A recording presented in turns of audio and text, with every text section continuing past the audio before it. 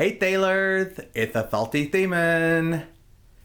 You know, there's an old saying in the Navy, it's not gay underway, it's only queer on the pier. If I'm starting off a video like this, it means I can only be talking about one thing. Don't ask, don't tell, the history thereof. You know, all this going on about, who can use a bathroom where and, baking cakes for certain married couples. I thought it'd be interesting to talk about a little bit about the military's history with homosexuality. I came in 1995. I served mostly under the Don't Ask, Don't Tell policy, which went on for about 2 decades.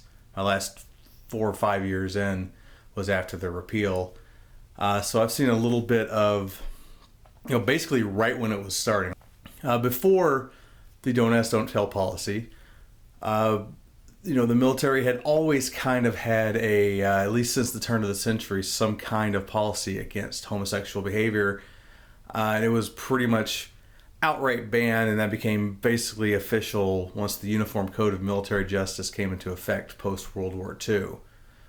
And that was the law of the land for the military for a long time. That basically meant you could not serve, period, if you were gay, homosexual, what have you. In fact, they asked you that question, like right there, are you gay? Are you bisexual? Have you ever participated in homosexual acts? You said yes to any of that, you were immediately banned from joining, and, it was an immediate kick-out offense. In the 1990s, early 1990s, about 1993 to be specific, Bill Clinton was elected into office, and one of his first acts under the Clinton regime was to repeal the ban on homosexuality in the military. Now, there was a lot of pushback on this. Now, the Clinton administration kind of felt that this was a draconian old law, it was very unfair and discriminatory, and it was they were trying to set the stage for a change, in our society, and a great place to start would be the military. The military had a great success before. They were one of the first places to go fully integrated from segregation around 1948, when they allowed blacks and whites and Hispanics and Asians and everyone to serve together. And while a lot of that might have been logistical issues, to be honest, I mean, I've read the history on it, and a lot of it was a political move, but also it's a logistical move, let's be honest. Like, keeping groups separate based on race when it's easier just to mix them around, like where you need a body at a certain time, sounds more military to me. It's practical, but it was a great thing to begin with, to be honest. And, it seemed like a good spot. The military takes orders, and, we'll do what we're told and we'll get used to it. But there was a lot of pushback. This came from, the Pentagon and higher-ups in the military. And it kind of felt maybe society wasn't as quite ready to accept homosexuality that way as we saw. And they decided for the compromise, which is called Don't Ask, Don't Tell, or DADT as it's commonly known in the military. Now, what changed here was, instead of being completely outright banned, they just don't ask you anymore, and as long as you don't tell them, you're free to serve. It's a real kind of weird, under-the-table handshake agreement, which is kind of, looking at it and looking at the military, I know it's kind of a weird thing. Like, we don't usually do things like that. A lot of it's very black and white. But this is what they came up with because the pushback was so severe. The Clinton administration was forced to compromise on this and basically make Don't Ask, Don't Tell a stopgap measure to full acceptance. Now, this went on, I think, a lot longer than they ever intended to. This went on for 2 decades, pretty much. It was appealed in 2012, basically 2 full decades after it was started. So what was the consequences of Don't Ask, Don't Tell in the military? I can tell a lot from, what I've looked up, researched, how the people I've talked to, and of course my own experiences, having served under most of it.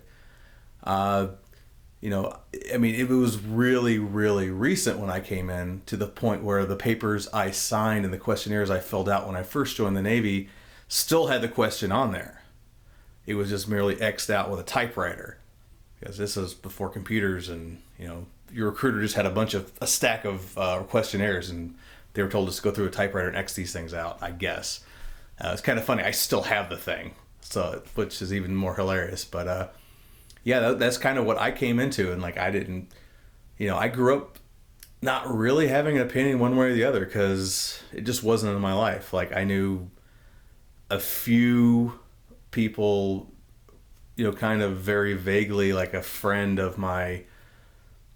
some friends of my friend's parents were a lesbian couple. I met them once or twice. One of my mom's business partners, I was told, was gay. But it really wasn't a part of my life. But I kind of grew up like, whatever, live and let live. But I know a lot of people really didn't like that. I'd heard it from, I'd heard teachers in class, outright damning homosexuality. Like, that was the reality of 90s high school in Arkansas. So I was aware that was out there, but it really didn't affect my life. Like, it wasn't, something I have to worry about. But, I kind of wondered how that would, over time. It's like, how is that going to work in the military?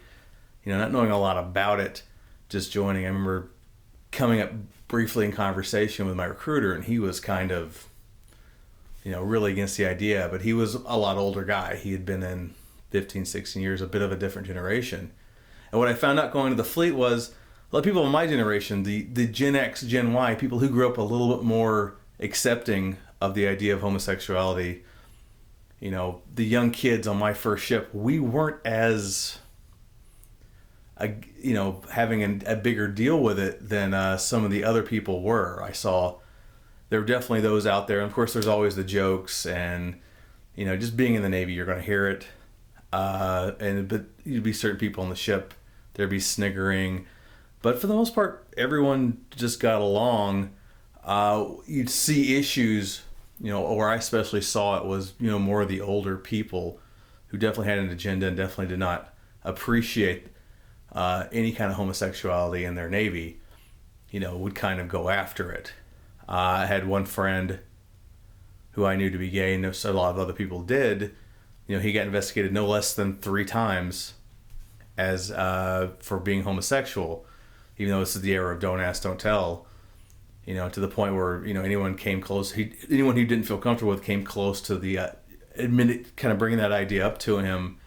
He got very stone-faced and told them straight up, like, you have no right to ask me that, and stuff like that. And one of the things about don't ask, don't tell, like, people, that kind of people forget, is that it was amended eventually to add don't ask, don't tell, don't pursue, because there were still these witch hunts going on, and enough flack got back for, deniement of equal opportunity and Inspector General investigations into these people who were, homophobic, and pursuing these people for their, their stated sexuality, that they amended it, that, they're basically trying to break down on these, basically trying to bust down on these witch hunts and these people who are just taking any excuse for someone they knew or probably knew was serving with them that was a homosexual, and they're going to, bust on them and, investigate them and get them booted out because they didn't agree with it. Now, as these things go on, he said it changes over time. Like I said, I served 95 to 2016, doing my 20 years. I'm more watching on a sidelines kind of guy, but I'm always interested in how things are working out. I worked for a bisexual boss. I've had several gay and bisexual friends, and I've heard a little bit, and a lot of times they're basically as open as they can be without just running around with a rainbow flag up in the air going, yay, I'm gay, but everyone knows it and no one really cares. And I know that's very specific to me in my experience and specific to my branch, and not every branch is the same. But it didn't seem to be, especially the longer this went on, to be that big of a deal. In fact, I saw a lot of commanding officers who really wouldn't even push the issue on anything. They would deny people bringing up packages of investigations on them because they were just like, I don't want to deal with it. Because of the repercussions, or maybe it was their moral stand, or maybe it was they didn't want to lose good sailors to something that had nothing to do with their job performance, which, should be the bottom line. How does this affect me running my ship or command or whatever it is? And this is not even that new. Famously in the Navy, back in the mid 80s, back before there even was a Don't Ask, Don't Tell, when it was strictly forbidden, there was the Gomper girls. Right after, they started allowing women on ships. There was a supply ship that had taken on a lot of female engineers in the engineering department running the engines of the ship. And a lot of them were gay, and it was kind of well known that they were gay. And there was a lot of pushback to the captain, like, we have to clear these out. And this captain refused. And we're talking like 85, 86 here. Captain was like, they keep my ship running, they keep my engines running. I don't really care. This is stupid. And he refused to do anything about it. And good on him for that. Practical or not, it's still the right thing to do. And I've saw this quite a few times going on. And then, of course, it may have went a little long in the tooth. There's political change going on 2000 to 2008. That maybe Don't Ask, Don't Tell had served its purpose, and now it's time to move on to the next part.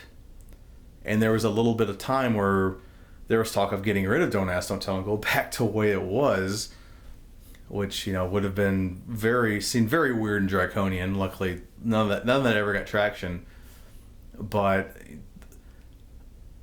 there was still more push just to keep Don't Ask, Don't Tell. They're like, we're fine with everyone serving, but just keep it in the closet, which is basically what the policy was. So 2012 rolls along, there's a new administration in, and, we all knew it was coming down the pike. And there was a bit of hand-wringing going on, like, what's going to happen? Once this policy is amended, is there going to be this giant gay pride parade going around the military, and everyone's going to, come out and, freak everyone out, and there's going to be blowback, and we're going to have issues with people who don't like the homosexuals and fights and whatnot. And the day happened, the policy was in effect, serve openly, and absolutely nothing happened. Because why would it? No one cared. No one. There were probably isolated incidences of people coming out like loud and proud. And there might have been a few incidences of some blowback. I never heard of it. I work in public affairs. I would have heard about it. I talked. I was a public affairs officer on my ship at the time, and I talked to my bosses about it. It's like, hey, this is happening today, right? And they were just like, who fucking cares, basically. Like, this is a non-issue, and that's how it was treated. All the hand-wringing, all the worriment was for naught. And then right after that, we had, the macho, hardcore Marine infantry come on board with us for deployment. I talked to a few of those guys, and, they had their jokes and haw-haws on one side, but for the most part, they were the same way. I was like, I don't care. And this is just, it was generational. It was like, this is the generation that came up behind me. It's like the Gen X, Gen Y guys, we were more accepting of it. And by far, the millennials, or whatever we want to call them, coming up right behind us, definitely not only just not, more accepting, but, kind of offended that this was even a thing anymore. So, like, the people who were really against it were a lot more marginalized, tiny, smaller group, even to the point of a lot of the more conservative religious types were even accepting of, like, well, you know what, I might not agree with this, but it's none of my business. It shouldn't affect work. So overall, what is the legacy of Don't Ask, Don't Tell? It's still derided to this day by gay activists and gay rights people, and I think for good reason. But I think a lot of times people forget that before there was this, there was something worse. This was a stopgap. You could do worse than Don't Ask, Don't Tell, and you have to look at pre-1993 for that, where you were literally asked what your sexuality was before you joined the military, which seems probably insane to a lot of people now, but that's what happened. I'd say the worst part of it is it was long in the tooth. It took way too long for this to go from what it was meant to be a stopgap between absolutely no to yes, absolutely. And, military has tried to make amends on that. Once the Defensive Marriage Act was repealed, the military was right on top of it. Basically, they were ready the day of to accept gay marriage for dependent purposes in the military, and the military would recognize gay marriage. Well, I mean, not completely. There was a bit of a snafu. I think they got it fixed before it happened, but the framework of the ID program didn't have anything for male and male, female to female in the system, but they had to fix it before it started. So I mean, but still, a little funny tidbit, I guess. I don't know. But the question I would kind of bring up is, what if we had gone to a straight, if both the Clinton administration had got its way in 1993 and we'd gone straight from absolutely no to absolutely yes, would anything have happened? Or would have been 2012 all over again? We just went about our day and nothing really changed. Interesting, you wonder, who in that 20 years who got booted, purely for their sexuality could have been a great military member, or who just didn't even join just because maybe they had interest, but they weren't willing to sacrifice that part of themselves. And there's 20 years of questions we'll never have answered.